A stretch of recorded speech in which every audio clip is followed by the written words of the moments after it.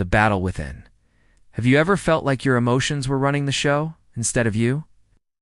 Like one small trigger, a text that never comes, a sarcastic comment, or the dreaded silent treatment can flip your entire mood upside down. That's what it feels like when you don't know how to control your mind and emotions. Instead of you steering the wheel, it's like your feelings are driving the car and you're just holding on, hoping you don't crash. Take Angela, for example. Every time her narcissistic ex gave her the silent treatment, she spiraled. Her thoughts raced. Did I say something wrong? Did I do something to upset him? That anxiety consumed her day, stealing her focus at work, robbing her peace, and even keeping her awake at night. She felt powerless, like a puppet whose strings were being pulled by someone else. And maybe you felt that way too. But here's the truth. Controlling your mind and emotions doesn't mean shutting them off, pretending they don't exist, or becoming numb. It means learning how to respond instead of react, how to manage your inner world, so no one else can use it against you. And once you master this skill, you'll notice how much lighter, calmer, and more powerful your life begins to feel. Step 1. Awareness. The first step to controlling your mind and emotions is awareness. You can't control what you can't see. Think of it like turning on the light in a dark room. Suddenly you see what's really there. Angela began practicing daily emotional check-ins. Every morning she'd pause for just a few minutes to ask herself, what am I feeling right now? Why am I feeling it? She would write it down. I feel anxious because I'm worried he's upset with me. Naming her emotions gave her power over them. Instead of drowning in an ocean of anxiety, she could stand on the shore, look at the waves, and say, okay, this is fear. This is insecurity, but I don't have to let it control me. When you become aware of your emotions, you create a small but powerful gap between the feeling and the reaction. And in that gap, you gain the ability to choose differently. Step 2. Pause and breathe. When you're triggered, your body doesn't ask permission. It reacts. Your heart races, your palms sweat, and your mind spins 100 miles an hour. This is your fight or flight system kicking in. And it's in this state that words fly out. You later regret, or tears burst out when you least want them to. But here's the secret. You can interrupt this cycle. Angela used to excuse herself from tense conversations at work or during arguments with her partner. She'd step into the bathroom, close her eyes, and take 3 deep, deliberate breaths. Inhale, hold, exhale. Each breath slowed her heart rate, calmed her nerves, and cleared her mind. Within just 60 seconds, she went from spiraling to steady.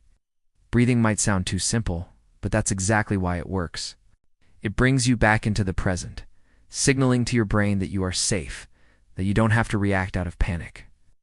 The pause gives you back control. Step 3. Reframe your thoughts.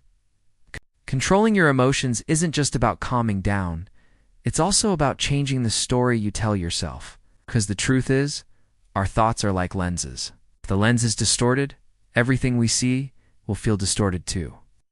Angela used to think he's ignoring me because I'm not good enough.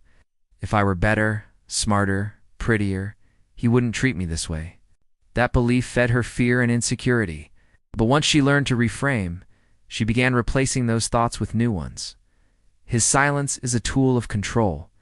It says more about him than it does about me. That one shift in perspective changed everything. Instead of feeling broken and unworthy, she felt clarity. Instead of being crushed by self-blame, she recognized manipulation for what it was. That reframe gave her strength. When you learn to reframe your thoughts, you no longer live as a victim of your mind. You rewrite the story, and in doing so, you reclaim your power. Step 4. Redirect your energy. The more you feed negative emotions, the stronger they grow. Think of it like watering weeds. The more you ruminate, the more those weeds spread and take over your mental garden. That's why the final step is redirecting your energy. Angela realized she couldn't stop her ex from ignoring her, but she could choose where she put her focus. Instead of spending hours analyzing his every move, she began journaling her feelings, taking long evening walks, calling supportive friends, and diving into new skills. She replaced obsession with action. And here's what happened. The less she fed her fears, the smaller they became. She discovered that she had far more control over her emotions than she ever believed. And with each step she took, She became stronger, more grounded, and more free. The freedom that comes with control. Here's the beautiful truth. When you learn how to control your mind and emotions, you stop giving away your power. Toxic people can still try their tricks, but they won't shake you the way they used to. You'll notice the manipulation, but instead of breaking down, you'll stand firm. You'll respond with calm strength instead of chaos. And remember, this isn't about being perfect. You'll still have bad days. You'll still get triggered sometimes. But every time you pause, breathe, reframe, and redirect, you're building resilience. Resilience is what leads to freedom. So ask yourself, are you ready to stop being controlled by your emotions and start using them as fuel for your healing? Because the moment you decide to master your inner world, no narcissist, no manipulator, and no toxic person can ever take that power away from you again.